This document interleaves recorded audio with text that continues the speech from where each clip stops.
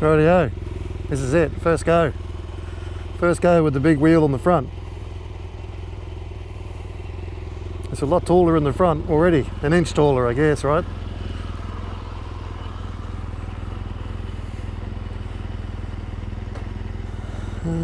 Okay. Well, it's going around.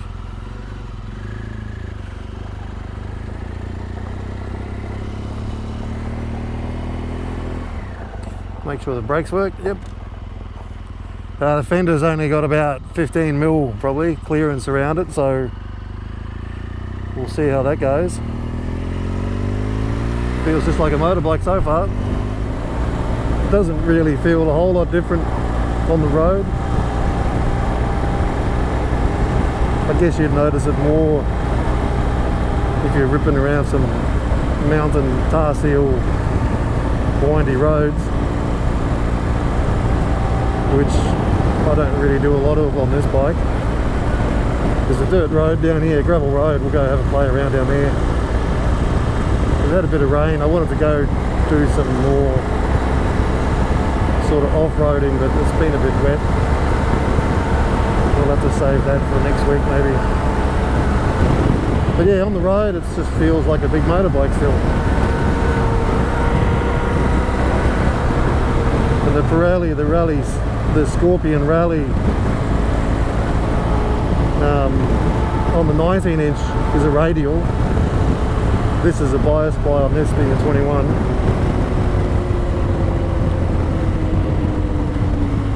I've got I think about 32. We'll just leave it in enduro mode to start with.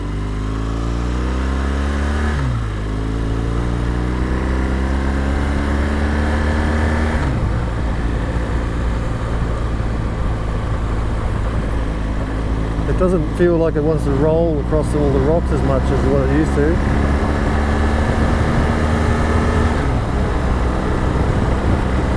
But you know, this road's pretty well used.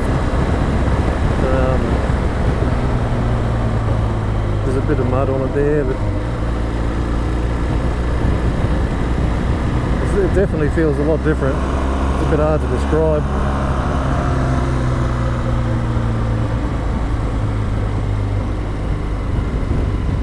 Just feels like it just more wants to go where you point the wheel, which is a good thing on a motorbike, I guess. Being a bigger diameter, it rolls over the bumps a bit better. A bit like a wagon wheel on an old wagon.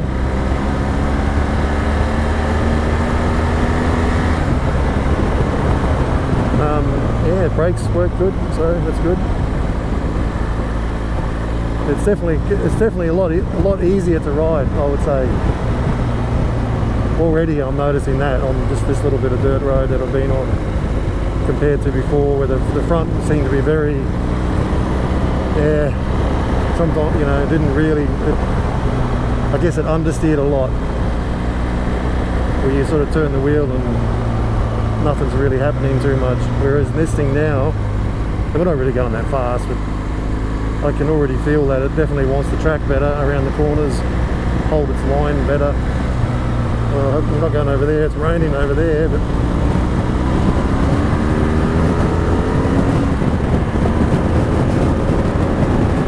the other thing I've got on here is this Hyper Pro steering damper, and that made a massive difference, just putting that on. And just play around with it until you find, you know, I think I've got it set to 10 clicks out, and I think there's 22, so I imagine on softer sand you'd probably wind it a bit further out and have a bit more resistance.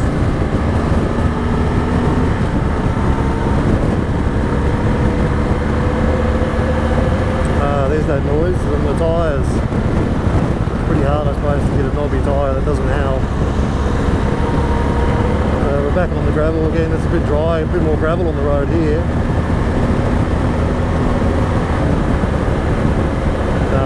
it's just chalk and cheese, to be honest with you, on the gravel. It just wants to stay way more in a straight line. And I'm guessing that's got something to do probably with the dampener, or the dampener, I don't know. As well as a skinnier tyre but a bigger diameter tyre, which probably has more tread, more contact. There's probably a longer part of the tyre is in contact with the road, whereas the little 19, it's wider, but it has not quite as long a tread or footprint. Would have a wider footprint but not a longer footprint, which I guess is what you want. I've also got the 17-inch Woodies wheel for the rear, which I haven't got yet. My 21-inch front one was personally delivered by Craig Rodsmith Custom Motorcycles. Check him out if you haven't. Some mad work, man. Look at this, the killer, the dustbin, unbelievable. Anyway, he was coming to Australia and he managed to shoehorn the wheel into his bag for me.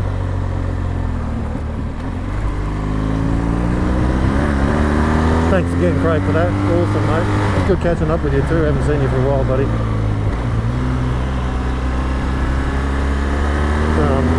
So it's a slightly narrower wheel. I'll put a 150, 70 on it, as opposed to this 170, 60. Still 17 inches though, so a little bit narrower, a little bit slippery. It's raining, how about that? But yeah, what a massive difference already I'm noticing with this wheel.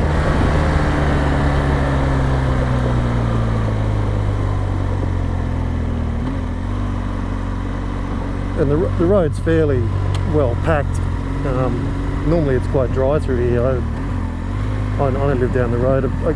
Maybe some of our Brisbane people know where this is, but it's a pretty popular little backtrack.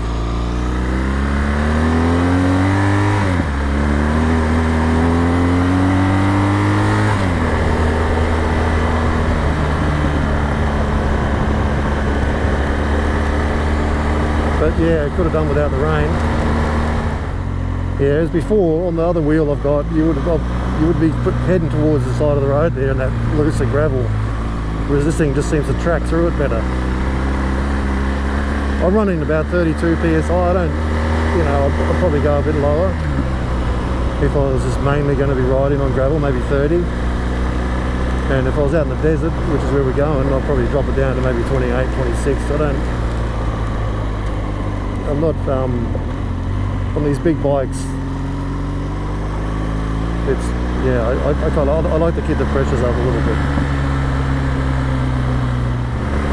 Yeah, what can I say? It's, yeah, if you're thinking about putting the 21-inch on the front of your big BMW, sell a kidney or whatever you got to do and get one.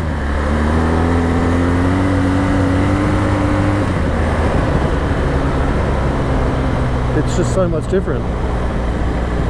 And also a steering damper. The stock one is, yeah, just that. It's pretty stock. Not adjustable. Whereas this one, it's made by HyperPro.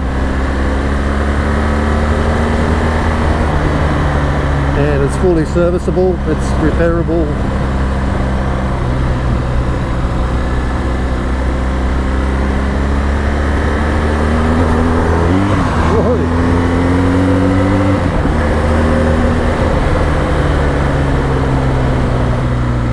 Like I say, the front fender I modified. It's a stock one. I had to take to it with a hacksaw and a pair of cutters and a sander. But I don't think it'd do much good if it was muddy. It would just clog up. But that's something I might channel the inner Rodsmith in me and fabricate up something. Maybe, I'm not sure. I don't know why BMW don't offer a 21-inch option on these things. I'm guessing it's because of you can't get a tyre rated. A bit muddy there, a bit slippery. But yeah, on this one, maybe they can't get a tyre rated for the speed or something, I don't know. But if you've got knobbies on, you're not probably going to be doing 180 kilometres an hour, are you? Well, maybe not all the time. I think this tyre is rated for 100 miles an hour, 160, with 225 kilos load rating. I'm not the fastest rider in the world, I don't, you know, it's not a racetrack. But I'd like to have a bit of fun, and we're probably going to have a bit more fun now. It's just a bit more confidence inspiring, you know, you can turn in a lot easier on this. I imagine on the road it's going to be a bit slower turning in around corners, but who cares? You can't have your cake and eat it too. Got a Tractionator Adventure on the back of this thing, and I'm getting one. I'm getting another one, but a smaller one for the other wheel. You just can't beat them for longevity, toughness. I've been out to the Flinders last year with Steve from Big Bike Adventures, and I had a TKC 80 on the front, which I thought was a pretty good combination. And then I tried the Pirelli Scorpion Rally in the 120 size and the 19. It's actually a radial tyre. We did a little trip, a couple of days up to Taroom and Injune up in Queensland here. Chris, one of the guys we ride with, he's got a brand new Adventure R790, and that's quite a machine, that one. And yeah, the Pirelli it changed it too, but the 21 is what you want, for sure. I mean, they're expensive, but man, if you look at it, you can see if you bend that, if you break that, I don't know what you're doing. You're doing something wrong. You're a madman. It's a car. So yeah, I'd say I'm pretty happy. But like I say, for the money you spend, you better be pretty happy. I've had this bike since it was new. I've got 42,000 on it. I don't know why I waited so long to put a steering dampener on it. That would have made life a whole lot easier. And I've been humming and hawing about this Woody's wheel for, well, since I've owned it, really. And just finally decided to pull the trigger on it and go. Should have done it years ago. What a huge difference.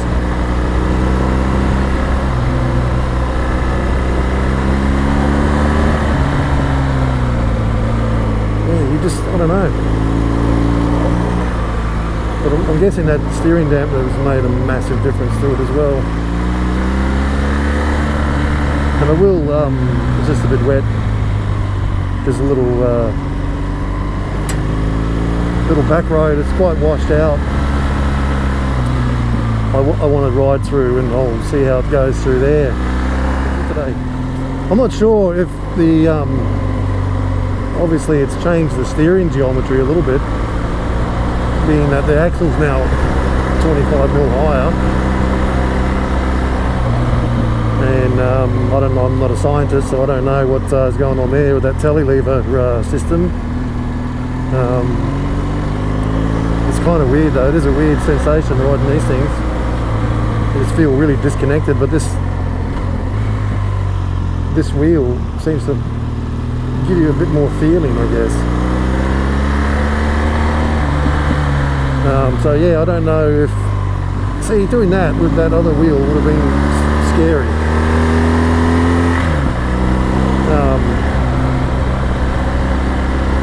Yeah, the tally lever and the different geometry on it, I don't know.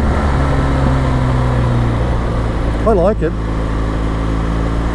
I mean, it's, you know, the thing doesn't dive when you put the brakes on. You don't get so much vibrations and shocks through your hands, through the handlebars. The only downside is I guess they used to separate a bit and pitch you over the handlebars. That's a bit of a downside, but mine never did it. I've had no trouble with mine. I've had no trouble with this bike, actually. This is what you'd expect when you pay a fairly, let's be honest, a fair amount of money for a motorcycle.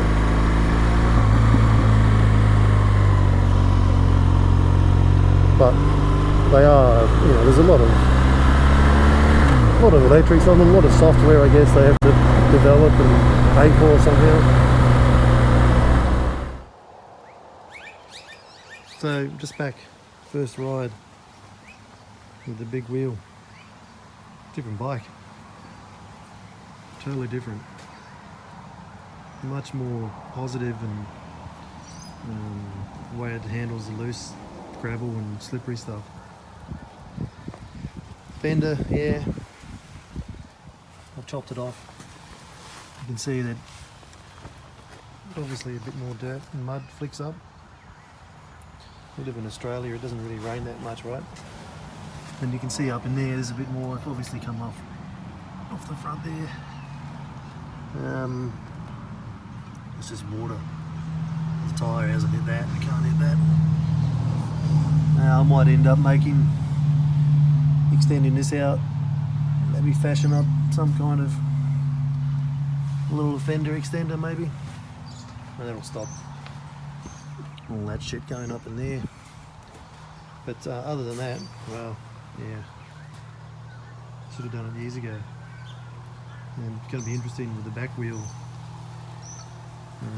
slightly smaller size, of 150 size, so it should be a bit better in the loose stuff. But we'll see. But you can see the size difference in these spokes. This thing's giant. Really well made, high quality. That's never going to break compared to the stock one, the Bmw one.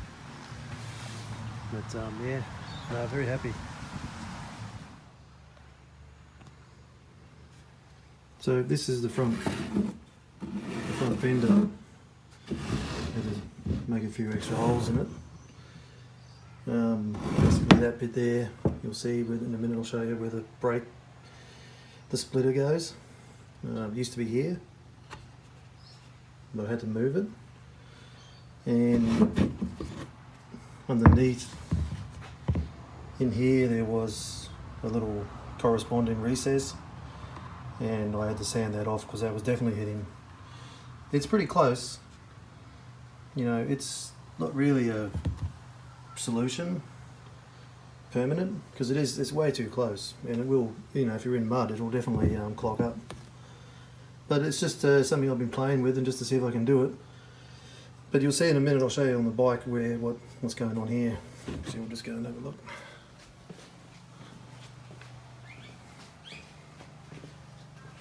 So